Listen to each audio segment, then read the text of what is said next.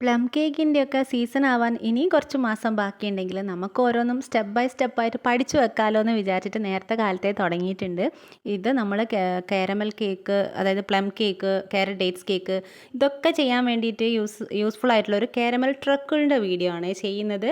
Caramel ട്രക്കിളും വ്യത്യാസമൊക്കെ ഞാൻ പറഞ്ഞുതരാം. അപ്പോൾ അത് ചെയ്യാനായിട്ട് നമ്മൾ ആദ്യം തന്നെ ഒരു പാൻ എടുത്തിട്ടുണ്ട്. ചൂട് കട്ടിയുള്ളൊരു പാത്രം അടുപ്പത്തോട്ട് വെച്ചതിന് ശേഷം അതിലോട്ട് ഒരു കപ്പ് പഞ്ചസാര ഇട്ട് നന്നായിട്ട് നിരത്തി പരത്തി അങ്ങോട്ട് വെച്ച് കൊടുക്കാം. പക്ഷേ പരത്തി കഴിഞ്ഞാൽ പിന്നെ കുറച്ച് നേരത്തേക്ക് തൊടാൻ പാടില്ല.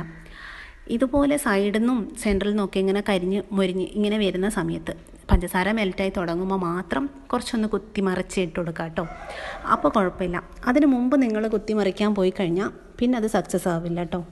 അപ്പോൾ ഇതാ നന്നായിട്ടൊന്ന് ഇളക്കി എല്ലാ ഭാഗത്തേക്കും ഒരുപോലെ ആക്കി കൊടുക്കുമ്പോൾ ഒന്ന് മെൽറ്റായിട്ടൊക്കെ വരും. ഇത് മെൽറ്റായി കിട്ടാൻ അത്യാവശ്യം കുറച്ച് സമയം എടുക്കും കേട്ടോ, ക്ഷമ വേണം. ഹൈ ഫ്ലെയിമിലേക്ക് ഒരിക്കലും ഇടണ്ട, മീഡിയം ടു ലോ ഫ്ലെയിമിൽ അങ്ങനെ തീ കൂട്ടി മാറ്റിയൊക്കെ ഇങ്ങനെ വെച്ച് കൊടുത്താൽ മതി. ഈ കാരമൽ സിറപ്പ് നമുക്ക് ബോട്ടിലായിട്ട് ഷോപ്പുകളിലൊക്കെ വാങ്ങാൻ കിട്ടുമേ. അത് കാരമൽ കളറായിട്ട് തന്നെയാണ് യൂസ് ചെയ്യുന്നത്. പക്ഷെ നമ്മളെ കേക്കിന് നമ്മൾ വീട്ടിൽ നിന്ന് തന്നെ ഉണ്ടാക്കാൻ പറ്റുമല്ലോ. അപ്പോൾ പിന്നെ വീട്ടിൽ നിന്ന് ഉണ്ടാക്കാം മടിയില്ലെങ്കിൽ. അങ്ങനെ ഈ പഞ്ചസാര മുഴുവനും മെൽറ്റായി വരണം, മൊത്തത്തിൽ മെൽറ്റായി വരണം. അതിനും കുറച്ച് സമയം എടുക്കുന്നുണ്ട്. അപ്പോൾ നമുക്ക് കുറച്ച് കഥ പറയാം. എന്താ കഥ? ഈ കാരമൽ കളർ എന്ന് പറയുന്നത് നമ്മളിപ്പോൾ ഇവിടെ ഉണ്ടാക്കുന്നത് ട്രക്കിൾ എന്ന് പറയുന്ന രൂപത്തിലാണ്. ട്രക്കിളും സാധാരണ കാരമൽ സിറപ്പും തമ്മിൽ എന്താ വ്യത്യാസം എന്ന് വെച്ചാൽ, ട്രക്കിൾ കുറച്ച് കട്ടിയിലായിരിക്കും. അത് കുറച്ച് അളവിൽ മതി കേക്കിന് യൂസ് ചെയ്യാൻ വേണ്ടിയിട്ട്. പക്ഷേ സിറപ്പ് എന്ന് പറയുമ്പം അത്രത്തോളം കട്ടി ഉണ്ടാവില്ല. അത് കുറച്ചും കൂടി ലൂസായിരിക്കും. കുറച്ചധികം ട്രക്കിളിനെക്കാട്ടി കുറച്ച് കൂടുതൽ നമുക്ക് യൂസ് ചെയ്യാനായിട്ട് വേണം. അതുപോലെ ട്രക്കിൾ ഉണ്ടാക്കി കഴിഞ്ഞാൽ നമുക്ക് കുറേ കാലത്തേക്ക് അത് സൂക്ഷിച്ച് വെക്കാൻ കഴിയും കേട്ടോ, കേടൊന്നും സംഭവിക്കില്ല.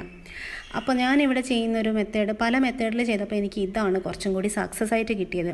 ആദ്യം കുറച്ച് പഞ്ചസാര ഇട്ടതിന് ശേഷം അതിനെ തനിയെ അങ്ങോട്ട് മെൽറ്റാവാൻ വിടുക.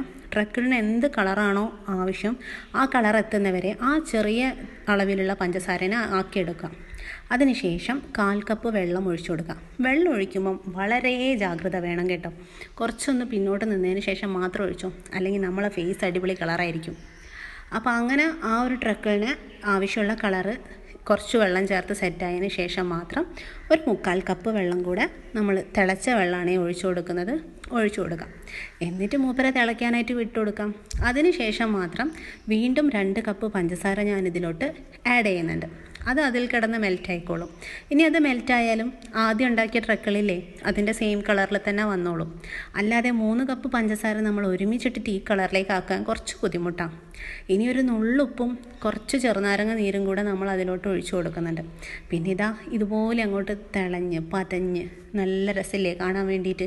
അതുപോലെ അങ്ങോട്ടായി കിട്ടിക്കഴിഞ്ഞാൽ കുറച്ച് നേരം ഒന്ന് വെയിറ്റ് ചെയ്താൽ മതിയാവും. നമ്മൾ ഉണ്ടാക്കിയെടുത്തിരിക്കുന്ന ഇപ്പോൾ ഒഴിച്ചിരിക്കുന്ന അളവ് എത്രയാണോ അതിൻ്റെ ഒന്ന് കുറച്ചൊരു 3/4 ഭാഗത്തോളം കുറുകി വറ്റി വന്നു കഴിഞ്ഞാൽ അതിനെ തണുക്കാൻ വിടുക. തണുത്ത് കഴിഞ്ഞാൽ ഇതാ ഈ ഒരു ടെക്സ്ചറിലുള്ള സംഭവമാണ് കിട്ടുന്നത്. ഇതാണ് നമ്മളെ കാരമൽ കളർ അഥവാ കാരമൽ സിറപ്പ് അഥവാ ട്രക്കിൾ എങ്ങനെയുണ്ട് കാണാൻ വേണ്ടിയിട്ട്? നല്ല കട്ടിയില്ലേ? ഈ ഒഴിക്കുന്ന സമയത്ത് ഒഴിച്ചുകൊണ്ടിരിക്കുമ്പോൾ കണ്ടോ റിബൺ കൺസിസ്റ്റൻസിയിലാണ് അത് വരുന്നത്. അതല്ല മുറിഞ്ഞാണ് വീഴുന്നതെങ്കിൽ ഓവർ കുക്കായി പോയിട്ടോ. അപ്പോൾ അത് കയ്പ്പുണ്ടാവും. കേക്കിന് യൂസ് ചെയ്യുന്ന സമയത്ത് കുറച്ച് കഴിക്കും. അതിനെ പേടിക്കണ്ട. കുറച്ചും കൂടെ ഒരു ചൂടുവെള്ളം ഒഴിച്ചതിന് ശേഷം നമ്മളൊന്ന് ബോയിൽ ചെയ്തെടുത്ത് കഴിയുമ്പോൾ അതിൻ്റെ ആ ഒരു പ്രശ്നം എന്നുവെച്ചാൽ കൂടുതലായിട്ട് അങ്ങോട്ട് തിക്കായി പോയി എന്നുള്ളതാണ് ആ പ്രശ്നം. അപ്പോൾ കുറച്ചും കൂടി വെള്ളം ചേർത്ത് ഒന്ന് ചൂടാക്കി എടുക്കുമ്പം കറക്റ്റ് കൺസിസ്റ്റൻസിയിൽ കിട്ടും. ഉണ്ടാക്കി തണുത്തതിന് ശേഷം ഫ്രിഡ്ജിലൊന്നും സൂക്ഷിക്കേണ്ട കേട്ടോ, പുറത്ത് തന്നെ സൂക്ഷിച്ചാൽ മതിയാവും. കുറച്ച് മാസങ്ങളോളം ഇതൊരു പ്രശ്നമില്ലാണ്ട് അവിടെ ഇരുന്നോളും. അപ്പോൾ പറഞ്ഞതുപോലെ മറക്കണ്ട, കമൻറ്റ് മറക്കല്ലേ കേട്ടോ. ടാറ്റാ.